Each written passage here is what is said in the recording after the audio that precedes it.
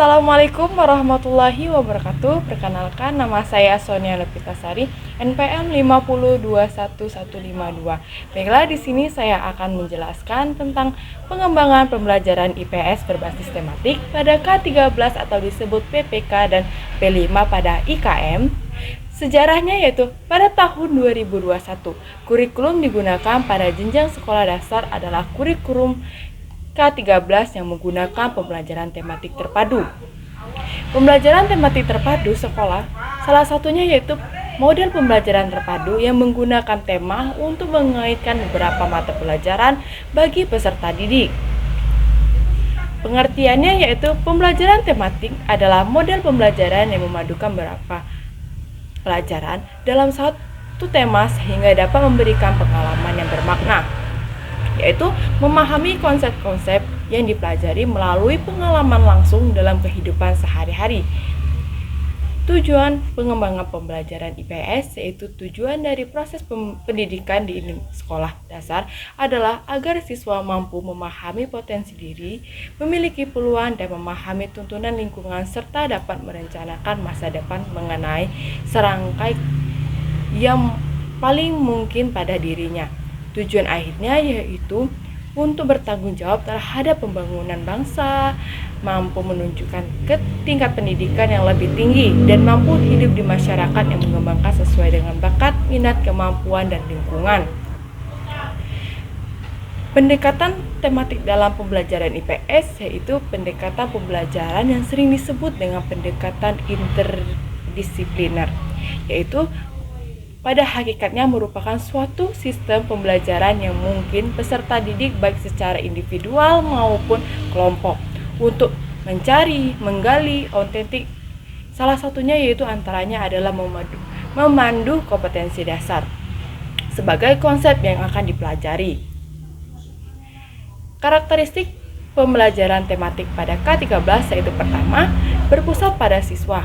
Kedua, memberikan pengalaman langsung. Ketiga, pemisahan mata pelajaran begitu secara jelas. Keempat, menyajikan konsep dari berbagai mata pelajaran. Kelima, bersifat fleksibel. Keenam, yaitu hasil pembelajaran sesuai dengan minat dan kebutuhan siswa.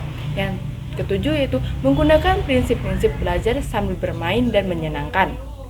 Ada juga yaitu mengembangkan pembelajaran IPS berbasis tematik pada kurikulum K13 dapat dilakukan dengan langkah-langkah sebagai berikut, yaitu pertama, pemahaman kurikulum K13, kedua, tentukan tema sentral, ketiga, identifikasi kompetensi inti dan kompetensi dasar, keempat, rencana pembelajaran, kelima yaitu sumber daya pembelajaran, keenam yaitu metode pembelajaran, ketujuh pengembangan keterampilan, dan delapan evaluasi dan penilaian, sembilan adaptasi dan evaluasi terus menerus, yang terakhir yaitu kolaborasi. Tentunya saya akan menjelaskan saya akan mengembangkan pembelajaran IPS berbasis tematik pada kurikulum K13 dengan mengutamakan pendidikan karakter PPK, yaitu pertama, pemahaman tentang K13, yang kedua yaitu identifikasi tema dan subtema, ketiga yaitu perencanaan pembelajaran, keempat, integrasi karakter PPK, lima yaitu sumber belajar, keenam yaitu pembelajaran aktif, ketujuh yaitu faktor pembelajaran, kedelapan yaitu keterlibatan terhadap pembelajaran, 10 yaitu pembelajaran berlanjutan. Ada juga yaitu prinsip-prinsip pembelajaran tematik terpadu, yaitu pertama, pembelajaran tematik terpadu merupakan konsep dasar yang untuk melaksanakan proses pembelajaran pada kurikulum K13 di jenjang SD yang sudah diatur dalam Kemdikbud nomor 22 tahun 2016, yaitu prinsip-prinsip pembelajaran tematik terpadu. Pembelajaran terpadu merupakan konsep dasar dalam pelaksanaan proses pembelajaran pada kurikulum K13 di jenjang SD. Prinsip-prinsipnya yaitu ada 9. Pertama yaitu peserta didik mencari tahu, bukan diberi tahu. Kedua, fokus pada pembelajaran yang akan diarahkan.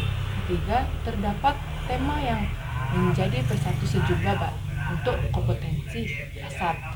Keempat itu sumber belajar tidak terbatas pada buku. Kelima yaitu siswa dapat bekerja secara mandiri.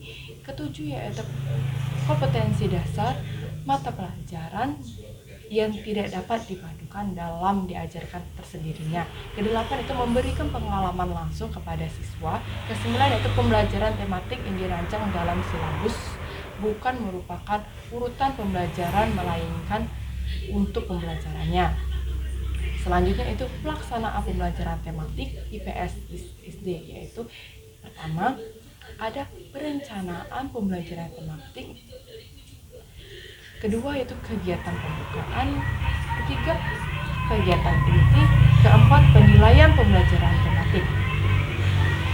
Selanjutnya ada beberapa model penerapannya, yaitu model integrasi berdasarkan topik, kedua model integrasi berdasarkan potensi utama, ketiga model integrasi berdasarkan permasalahan. Penilaian dalam tematik yaitu adalah suatu usaha untuk mendapatkan berbagai untuk menyeluruhi tentang proses yang berkaitan dengan pertumbuhan peserta didik untuk menggunakan kriteria tersebut.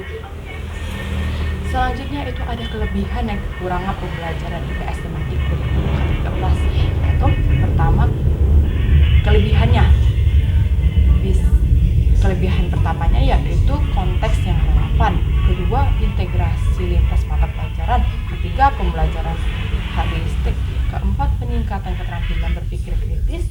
Itu kekurangannya yaitu pembelajaran IPS berbasis tematik, itu satu kurangnya kedalaman dalam pembelajaran, kedua pentingnya guru yang berkualitas, ketiga itu kesulitan dalam evaluasi. Ada juga yaitu kelebihan dan kekurangan dalam IPS tematik kurikulum IKM, yaitu kelebihan yang pertama yaitu keterlibatan masyarakat, kedua relevan dalam lokasi pembelajaran dengan situasi sosial, ekonomi, budaya di masyarakat di sekitar sekolahannya, yaitu ketiga peningkatan keterampilan sekolah. Ada juga kekurangannya yaitu keterlibatan sumber daya, ketidakpastian kurikulum, dan kesulitan dalam pengukuran.